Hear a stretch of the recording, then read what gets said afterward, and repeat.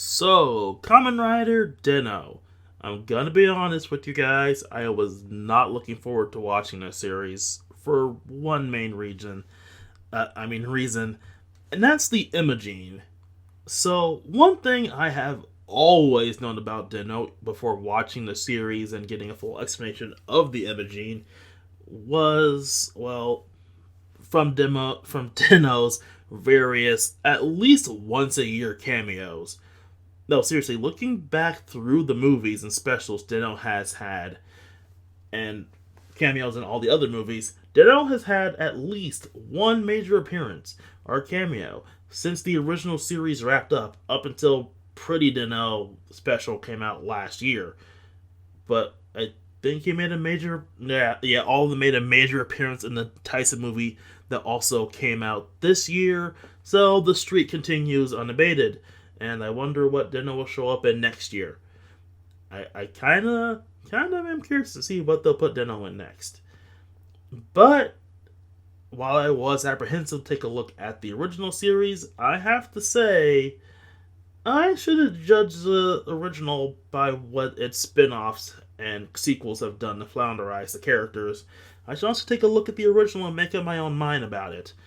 So let's take a look at Kamen Rider Den-O. Our story this time around follows Ryotaro Nogami to be specific, a rather unlucky young man who we're introduced to as he's on his bike stuck up a tree like he's a cat.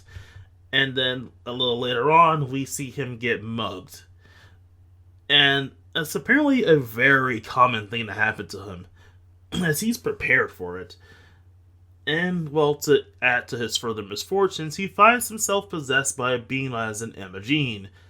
While he's trying to go about his day, he also finds himself encountering a time-traveling train known as the Denliner, meaning the mysterious travels aboard said Denliner, including a mysterious girl named Hana, who, after he's attacked by another Imogene, who gives him the Den-O driver to transform into Kamen Rider Den-O, using the power of the Imogene possessing him to fight the other evil Imogene to protect the timeline. So yeah, similar to Kabuto from last time, Den-O is not a plot-heavy season. In fact, I've heard it called the least plot-heavy of all Kamen Rider seasons, and watching it, yeah, that makes sense. A lot of the episodes are basically just, there's an Imogene causing trouble and we have to stop it from disrupting the time stream. And hey, for this series, that actually works. Unlike Kabuto, where it felt kind of forced him to have a final boss at the end. Honestly, I hear that Den-O's also a series that could have gone without a final boss. But hey, we have what we have, and let's talk about characters. So our main character in Ryotaro is someone I really, really like. He's very different from previous writer leads, as he's a pretty passive person. He's a quiet, soft boy who's almost literally cursed with bad luck. He's, as it turns out, is a singularity point, meaning he's kind of time travel proof, and can remember things from the altered timelines. And hell, his memories of the alterations to said timeline can stabilize the timeline or reality. The entire story can be framed as him growing as a person thanks to his interactions with the Denliner, the various people affected by the Imogene, and his own group of Imogene as well. I have to give it to Ryotaro's actor. He plays not only Ryotaro, but Ryotaro possessed by every Imogene in the series, or every major good Imogene. And, well, yes, a lot of that acting at the Imogene possession is just body language. He does it pretty well. I have to give it to him for being able to play, at this point, 6 different roles, depending on the scene. Hell, sometimes even in rapid succession, although it's probably editing tricks because of the costume changes. And that's right, you heard me. Zio isn't the only time-traveling Kamen Rider, as Den-O beat him over 10 years ago. This series is a time travel-based show, but its rules are pretty nebulous and slippery at best. Hell, by the end of the series, they just say, fuck the rules, we'll do whatever we need to for cool shots. And I can't appreciate a series just outright saying our time travel rules will just absolutely make no sense. kind of similar to Avengers Endgame, and that whole time travel was just used for a bunch of franchise callbacks. Here it's just used for character development, and yeah, it's fine. I'm annoyed by it on a personal level, but hey, it's fine. It's not like it's trying to be super serious time travel, then it fucks it up partway through the series, like most time travel anime. Not Steins Gate. Steins Gate does it perfectly. Although, it is really sad that we haven't had an official crossover between Den-O and Zio. I mean, especially with the O sounds. I just realized that while recording. I mean, there was the Den-O two-parter, and technically Den-O had a major role in the Zio Build movie, but we didn't have a Den-O Zio movie, despite the fact we got a Den-O O's movie. Yeah, that felt completely random. So, as I mentioned, Den-O is partially powered by the imaging that possessed Ryotaro, which feels kind of weird in context, considering we'll talk about that later. But let's talk about those imaging. The imaging, as far as creatures go, or kaijin go, are people, which is pretty interesting. They're people who come from an aborted timeline and escaped their destruction by jumping timelines, and have come to the current one to try to fix a timeline to go back to their own home, as their home is basically gone forever. But they have an interesting way of working, because they can't just jump back in time. Well, they can't, but they jump back into the present time, and they first off need to possess the human host, taking a form based off that human subconscious. And from there, they need to grant a human's wish. Now, they're not genies, even though they have gene in their name. They basically are physically limited by what they physically can do, but they can still grant a human's wish. And once they grant that wish, they can, well, use the human as a literal portal, jump back into a selected time, and go about trying to change the timeline, which for them normally means wrecking house. It's an interesting idea for an enemy force, because you not only have to figure out what the wish is in most cases, but either stop the wish, let them complete the wish, and stop them back in time to change the present, or stop them from wrecking the past. A lot of times it involves changing the present in some way, shape, or form. But I also feel the series doesn't bring up the fact that these guys are originally human.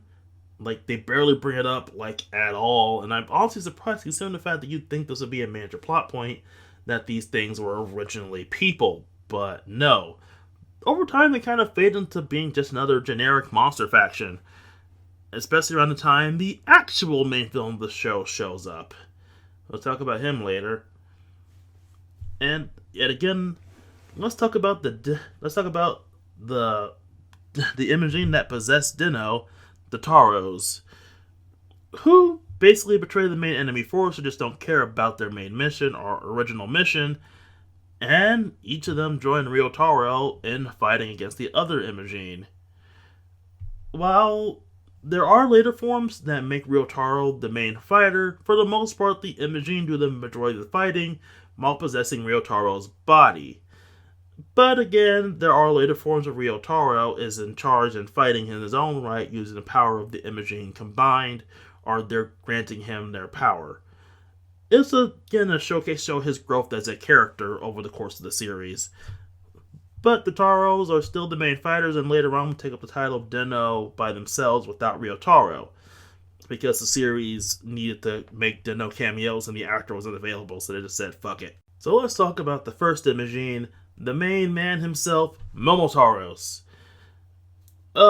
He's a fun one, and my favorite imaging. Yes, I'm basic.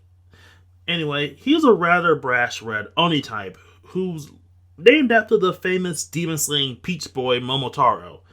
Momotaros himself is basically the poster child of the Taros. As I said, he's the main one, and typically the one to get most of the cameos, as well as being the base form of Den-O in sword form, which is a pretty cool red suit. As I mentioned in Kabuto, red suits are cool. Yes, it's not entirely red, but it's still mostly red in the chest. Anyway, when it comes to Momotaro, he's a generally fun character who's driven by a lot of energy and an almost raw it in terms of what he does. He's a boisterous guy who just loves to have a scrap every now and then, but we'll slow down in the more important times to have important scenes here or there. But you better believe he'll always see himself as the biggest person in the room. So he's essentially the biggest extrovert ever, who has his little introvert friend he's very protective of. That's kind of hilarious in context, or out of context. Next we have Urataros, who's a blue Oni, so you know him and Momotaro fight all the time. He is the second, technically, Imogene to possess Ryotaro, and acts like a suave schemer by nature and has a love for hitting on women. He's named after the legend of Urashima Taro. I hope I'm pronouncing that right. I basically say that every time I talk about Kamen Rider.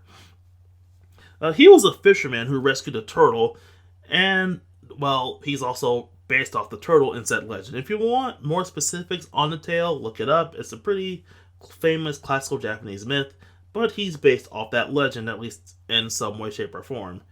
He's kind of crafty in the sense, he's the trickiest of all the Taros, because again, he's a suave schemer, and he's also very flirty. It's kind of hilarious. And, well, he does have a way with the ladies, let's just say. But, you know, despite being kind of shady, he's still true to his word and a well-loved member of the team. Mo will often fight with Momotaro and have their childish moments, because they're the typical red and blue Oni archetype. Next is Kintaros, who's my second favorite of the Taro, who's a bear-themed yellow Oni. And I don't know if there's a thing about yellow Oni in the red-blue color thing, but he's a yellow Oni. I also forgot to mention, Urataros is rod form, and Kintaros here is axe form of Den-O. Of the two, I like axe form better than rod form. Kintaros himself is kind of like the old man of the group. He is the most sensible and level-headed of the Imogene, which isn't really that hard, because the other ones are sometimes squabbling children. Literally in one's case. But again, he's the most sensible of the group, and basically tries to keep out of the other squabbling, but will get wrapped up into it by literally being dragged into it. He's also the physically strongest of the group, and similar to all of them, he's a very strong man of his word and a mean fighter when you make him mad. He also possesses a strong sense of justice, and again is a very strong man of his word. Oftentimes, using said word as an excuse to do something, or being forced into something because of his word. Finally, well, technically finally, but not really, because there's one more, there's Ryutaros, and I really hate that his name is so similar to Ryotaro. So his name, Ryutaros, comes from the Japanese word for dragon, as well as another Japanese legend that I don't really know that much about. But again, so his name is Dragon Taros. But it sounds so similar to Ryotaro that it's rather annoying to say. So it's very annoying when I have to refer to them both at the same time. Ryotaros, because I have to emphasize the Ryu part of it, or so I make the Ryu and the Taros because of the S at the end. Ryutaros is the kid of the group, which is weird because he doesn't look like it because Imogene form. He's the youngest and basically a super energetic child, oftentimes a ball of energy with the love of dancing and moving about, and an odd sense of cruelty that can only be begun of a misplaced youth. He's also a very strange ally who at first just out and says he's an assassin that was sent by the villain to take care of Ryotaro, but decides to say fuck it and go about his own mission of basically playing around with the others and forming a bit of a brotherly love with Ryotaro and the other Imogene, and kind of having a little brother crush on Ryotaro's older sister, who we'll talk about later. I'm not forgetting her. She's super important to the plot this time, guys.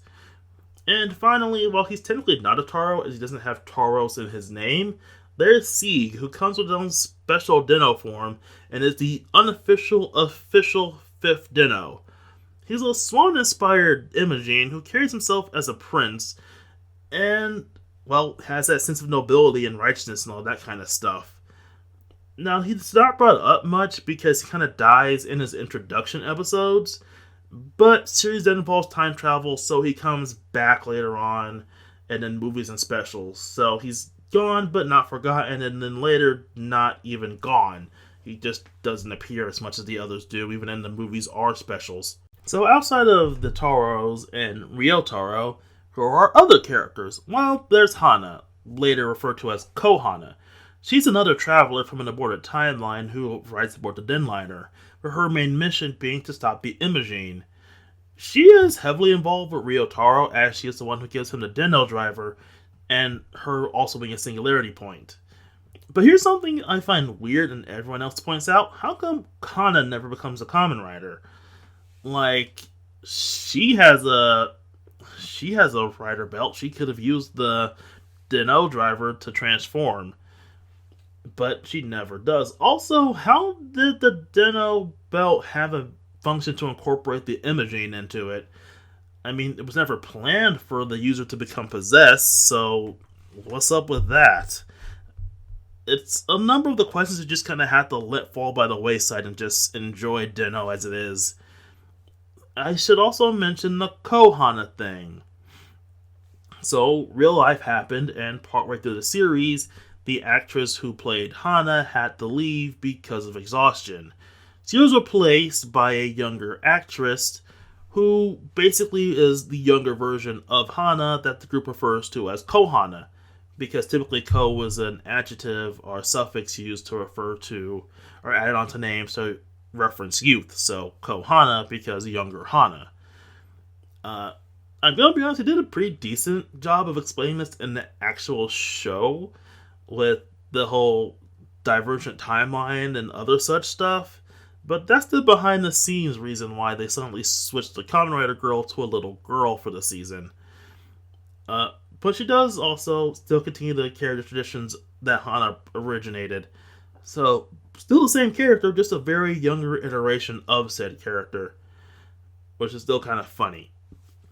Anyway, outside of Hana and Kohana, because they're the same person, there is the mysterious owner of the Denliner, only known as Owner. He's obviously a mysterious time traveler who seems to live in the literal sense of time that a Denliner drives through. He's a man with a love of fried rice, and is a strict enforcer of the rules, although they can say fuck the rules whenever he says it's okay to. And finally, there's Naomi, the server of the train, who oftentimes ends up serving bad coffee and playing around with the Taros. She is also a complete mystery on what she actually is, because it looks like she's supposed to be possessed by an Imogene. So it's kinda weird, because she's just there. But I'm not arguing it. Oh, she's also played by an actress from Agito. I forget what role she played in Agito, though. And finally, we have Ryotaros' older sister, Irie. I almost pronounced that wrong. And her simps.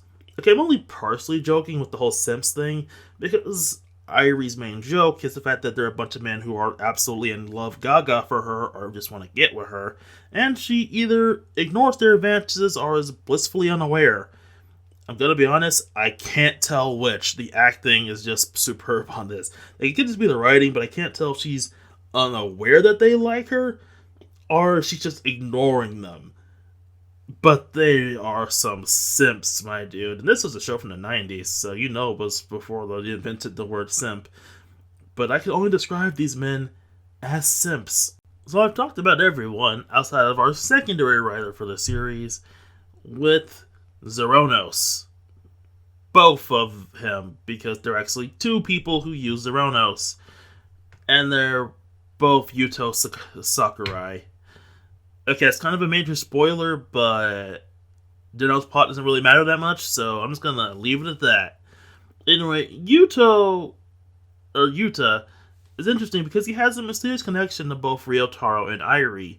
And I'm not gonna explain what that is, because that's super spoiler territory. Let's just say he has a connection with them and the main villain, and he's recruited his younger self into finding the Imogene, alongside an Imogene named Deneb, who I don't know how he roped him in, but he's there. And they form an odd trio because older Yuta just doesn't interact with his younger self. He just tells him that there's a mission about, and the younger self goes out to fight the Imogene. The Zeramos system is interesting because unlike the Den-O system, you don't have to be a singularity point to use it. You just have to use that Titan True anime-esque power fashion where you burn your own memories in order to use it. And considering the way Den-O's time travel works, burning your own memories will eventually lead you to erasing yourself from the timeline, which is something that Zeramos at some point does before replacing himself with himself, albeit a slightly younger version than the one that was erased. That's kind of dark, but at the same time it shows how dedicated this man is to fighting against the villains and stopping the Imogene's plans.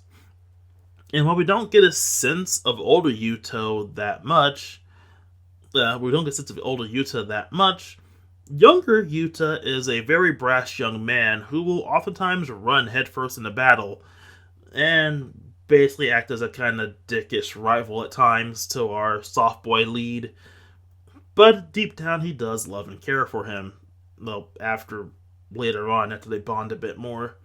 And speaking of Den-O is my third favorite Imogene. He's just such a fun guy who just wants people to get along with Yuta. And basically treats Yuta like he's his brother or something and just wants to take care of him. There's such a loving pair when Yuta finally treats Den-O with the respect he deserves, but he stops his tsundere act. It's beautiful. I like Den-O so much. He's so fun. He's very delightful, and he has these little self-made Den-O candies, and it's just so cute. Den-O is a delight. Also, he's a ninja, kind of. I mean, he's not really a ninja. His physical appearance is based off a ninja, and he has finger guns. So yeah, I like Den-O, if you couldn't tell. So I've talked about all the characters and the writers, and let's talk about the villain, and Kai. Kai's probably one of the worst final bosses in all of Kamen Rider. At least to me personally. The only good point I like about him is his actor, mainly because that actor would eventually become Ultraman Orb in the series Ultraman Orb. Like, literally, he's the human Ultraman Orb in that series, which is something I honestly didn't notice until someone pointed it out to me, and now I can't unsee it, and it's kind of hilarious in context. Anyway, what's Kai's whole deal? Well, he's also a singularity point, who's using his abilities as a singularity point to try to control the timeline, in a kind of war against older Yuta to control the timeline and find the missing singularity point he needs to take over the timeline. And what exactly that means, I don't really know. Again, the series doesn't have that much of an overarching plot, and doesn't really explain his time travel well enough for me to understand why him controlling the timeline will just turn the world into a freaking desert.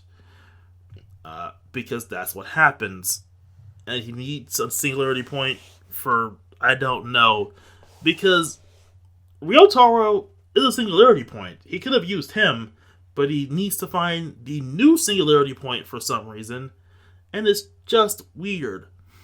And another thing is, we don't even get the benefit of seeing him in a fight, because his whole deal is summoning Imogene through himself at an almost infinite spawn rate. And that leads to things like, at the end of the series, him getting really mad and just summoning the Death Imogene out of himself. And this isn't like a whole drive situation where the main villain is faced before we face the final boss. No, Death Imogene is the final boss officially and is destroyed, and then Kai just fades away out of the plot. Again, it feels weird. Like, it would feel different if he became Death Imogene, but he doesn't. He just births the thing, and once it's dead, he's dead. It really just feels like an uninteresting final villain just for the sake of being a final villain. The Imogene only feel really less interesting because of him. While it is more interesting that instead of just randomly going back in time to Rampage, they actually went back in time with the goal that you could honestly see from episode 1 if you paid close attention and then went back and watched the series again. It still feels really weird for him to be in charge of all of them. Like, do they need him to remain in existence? Is he the reason they can cross over from their dead timeline to this one? It's never really properly explained. And it just makes them feel like just Kai's tools for his take over the timeline scheme. And I don't even know what that means. So, yeah, I've heard Den-O be called a series that lacks a plot, and I definitely can see it, especially through Kai. It's not really bad until the final episodes, and even then, there's some really touching moments and some good spots. And overall, I came away liking it, but disliking it at the same time.